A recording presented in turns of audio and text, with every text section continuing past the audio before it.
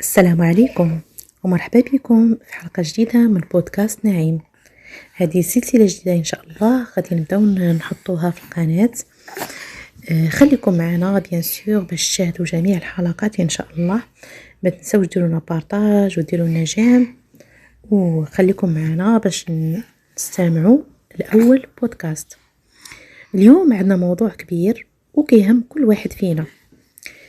الموضوع هو باختصار كيفاش نولي نسخة جديدة تماما في 2026، وكيفاش نستغلوا هذا الشهر اللي بقى لينا الأخير ديال 2025 باش نبدلوا حياتنا كاملة.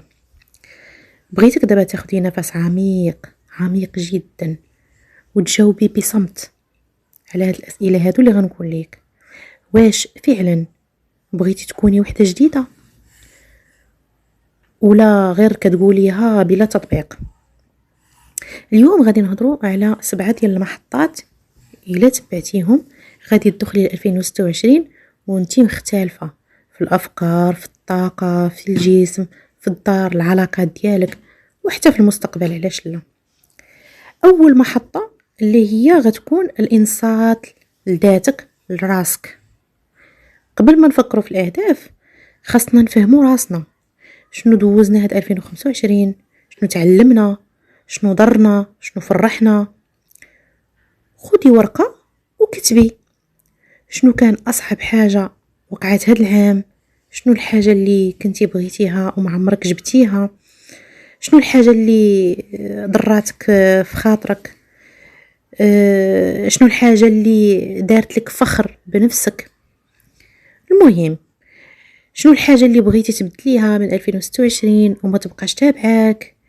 هاد الأسئلة راه كتعطيك خريطة واضحة وما يمكنش تبدلي حياتك الا ما عرفتي زعما فين غادا وفين جايه وفين باغا تمشي. فهمتيني؟ هاد اللحظه هي لحظه الصراحه ما بينك وما بين نفسك فقط.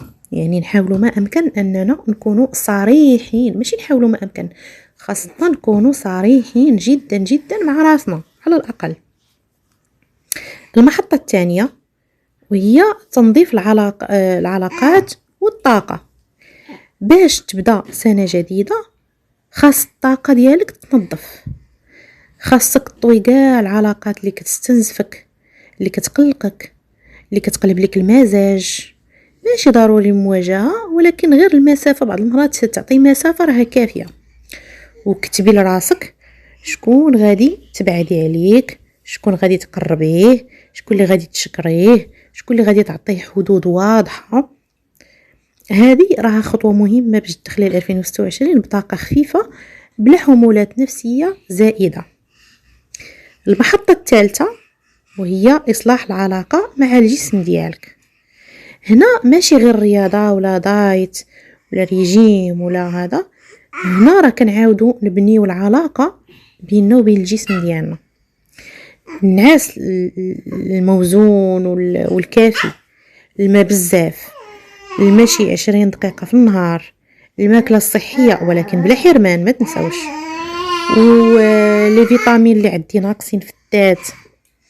هادو راه كاملين يعني كيساعدوني باش انني نبني العلاقة ديالي مع الجسم ديالي بواحد الطريقة اللي زوينة. وخاصك تقولي لراسك جسمي هو الصديق اللي غادي يديني للنسخة الجديدة وماشي هو العدو ديالي. دونك الهدف تدخلي ل 2026 وانتي معمرة نشيطة ناعسة مزيان وحاسة براسك كتسيطري على حياتك.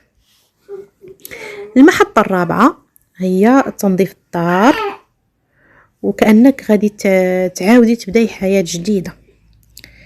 كاين واحد القانون بسيط بغيت نقوله لك، ما يمكنش تعيشي عام جديد في دار عامرة بفوضى قديمة. فهمتيها ياك؟ دونك فرغي البلاكارات، خرجي الملابس اللي ما كتلبسيهمش، نظمي الكوزينه، نظمي الادراج، الصالون، بدلي شي ديكور بسيط، مثلا زيدي شميعه في شي بلاصه، نبته صغيره، المهم حاجه بسيطه في الديكورات المنزليه. خاصك تعرفي باللي الدار هي الطاقه الرئيسيه. الا كانت مرتبه حياتك غادي تولي مرتبه كذلك. المحطة الخامسة واللي هي الإدارة المالية وبناء الاستقرار. طبعا هذه المحطة راها مهمة وإحنا كاملين عارفينها بأنها زعما عندها واحد الأهمية كبيرة.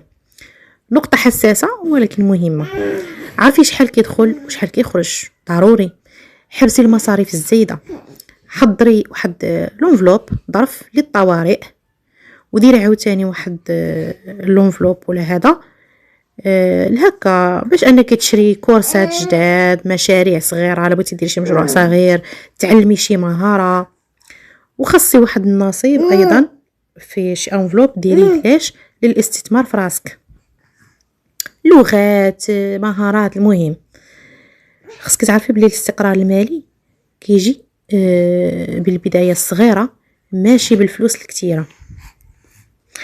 المحطه السادسه تعريف النسخه الجديده ديالك. وعلى هذه مهمه.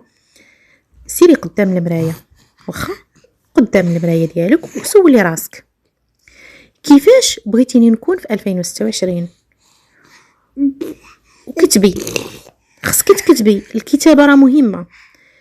كيفاش ندير، كيفاش كنعيش نهاري، كيفاش كنهضر، كيفاش كنلبس، كيفاش كنتصرف، شنو هما الحدود ديالي، شنو قيمتي. هاد الورقه راها صالحه العام كامل، يعني ماشي غادا تكتبي وترميها، خليها عندك وغتكون هي الهويه الجديده اللي غادي تبني عليها. فهمتي؟ المحطه السابعه هي خطه صغيره لاواخر 2025. الوقت اللي بقى من 2025 غادي يقلب حياتك حرفيا. دونك غنديروا اهداف بسيطه وواقعيه. اول حاجه نوضي بكري ساعه قبل من داكشي اللي موالفك تنوضي. كنتي كتنوضي مع 7 عودوا نوضي مع 6، كنتي كتنوضي حتى 8 نوضي مع 7. واخا نحاولوا ما امكن اننا غير نخلوا هذاك الوقت ديال الفجر هو الهدف ديالنا. حاليا الفجر كيأذن يعني معطل، دونك راه عندك اسي دو طون باش انك تنعسي وترتاحي. واخا قلنا نوضو بكري، قلنا نمشيو يوميا 20 دقيقه، نشربوا على الاقل 2 لتر ديال الماء في النهار، ونقراو 10 ديال الصفحات في النهار من اي كتاب كيعجبك. انا كرأيي الشخصي من الاحسن هذيك 10 الورقات عرفتي شنو ديري، 5 الورقات خصيها للقران الكريم، قراي فيها 5 الورقات للقران الكريم، و5 اخرين اللي غيبقاو هي اللي كملي بداك الكتاب، اي كتاب عجبك، روايه، كتاب، المهم شوفي انتي اشنو كترتاحي. حاجه اخرى، ننظفوا دائما جزء واحد من الدار كل يوم، يعني تنظيف عميق. ملي كنقولوا ننظفوا يعني ماشي داك التنظيف اليومي، هذاك التنظيف اليومي راه كيبقى تنظيف يومي، يوميا غتجمعي سريرك، يوميا غتنظفي هذا، غتغسلي هذه، فوالا. مي هذا انا كنهضر على التنظيف العميق، ما تجبديش كلشي في خطره. يوميا ندير واحد البلاصه هي اللي غننظفها وغندير لها تنظيف عميق جدا كل نهار. حاجه اخرى، الصلاه في وقتها. هذا راه من بين الاهداف اللي خصو يكونوا عندك ضروري ومكتسبه، يعني شي حاجه ضروريه. الصلاه كل يوم تكون في وقتها. حاجه اخرى عاوتاني نديروا حدود في التعامل ديالنا مع استعمال الهاتف. الهاتف ديالنا ما نستعملوش نهارنا كامل ونخليه يسرق لنا وقتنا. ايوا اخر حاجه هو انني كل اسبوع ندير واحد الجلسه ديال مراجعه ذاتي، مراجعه راسي، نجلس مع راسي ونراجع الامور بشويه عليا. هادشي ماشي بزاف ياك، كيبان لكم قليل، ولكن راها كافيه باش توصلك ل 2026 وانتي وحده اخرى. تخيليها معايا باش نعطيك واحد الخلاصه بسيطه. ما محتاجاش نوفمبر ولا يناير باش نبداو. التغيير الحقيقي راه كيبدا في 10 دقائق اللي كتقرري فيهم وكتقولي كفى، بغيت نبدل حياتي. اواخر 2025 هي فرصه ذهبيه، و2026 غادي تكون السنه اللي غادي نقولوا فيها هنا بدات النسخه الجديده. في اخر هذه الحلقه بغيتك توقفي دقيقه وتستوعبي واحد الحقيقه اللي كنهربوا منها كاملين. ما كاين حتى واحد غادي يجي وينقذك الا انتي، الا راسك. ما كاين حتى عام سحري غادي يبدل حياتك، وما كاين حتى بدايه جديده كتجي بلا قرار داخلي. 2026 ماشي مجرد رقم ولا صفحه في التقويم، هي راها احساس، هي جرأة، هي واحد اللحظة اللي كتوقفي فيها قدام حياتك وكتقولي انا اللي غادي نكتب القصة ماشي الظروف. وخذي هاد اللحظة كطقوس، كميثاق مع راسك، وقولي لراسك غادي نتخلى على النسخة اللي تعبتني، غادي نغفر لروحي على اللحظات اللي كنت ضعيفة فيها، غادي نحترم راسي اكثر، وغادي نختارني انا اولا، وغادي نهز رجليا في واحد الطريق اللي جديدة واخا تكون صعيبة ماشي مشكل. راه بداية عام جديد ماشي هي الفكرة، البداية الحقيقية كتوقع وقت كتقرري ترجعي إنسانة مختلفة، وهذا القرار ما كيحتاج لا فلوس لا وقت لا مناسبة، كيحتاج غير الشجاعة. واخا تكوني وقعتي بزاف ديال الأخطاء أو وقعتي بزاف ديال المرات ودرتي بزاف ديال الأخطاء، واخا تكوني تعذبتي تصدمتي طحتي أو حتى فقدتي الآمال، بغيتك تعرفي واحد الحاجة، راه باقي ما فات الوقت، وعمرك مازال طويل إن شاء الله، وقصتك مازال ما بدات حتى لدابا. هاد الشهور الأخيرة ديال 2025 ماشي مجرد أرقام، هي فرصة باش تخرجي من العام وانتي خفيفة واعية مرتبة قريبة الله، صديقة لجسمك، محترمة لرغباتك، واقفة على رجليك، ومتأكدة أن 2026 غادي تكون عام البناء ماشي عام التمني.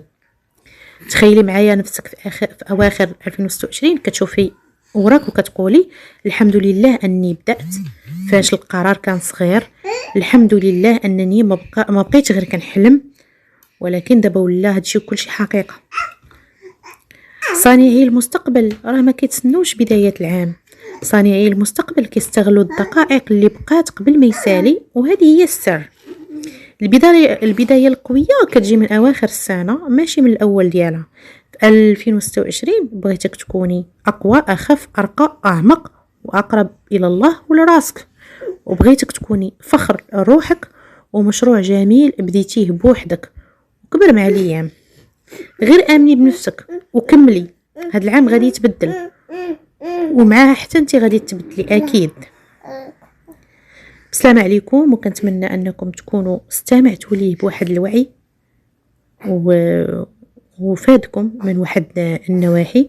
نشوفكم إن شاء الله مع بودكاست جديد في حلقة جديدة إن شاء الله. السلام عليكم.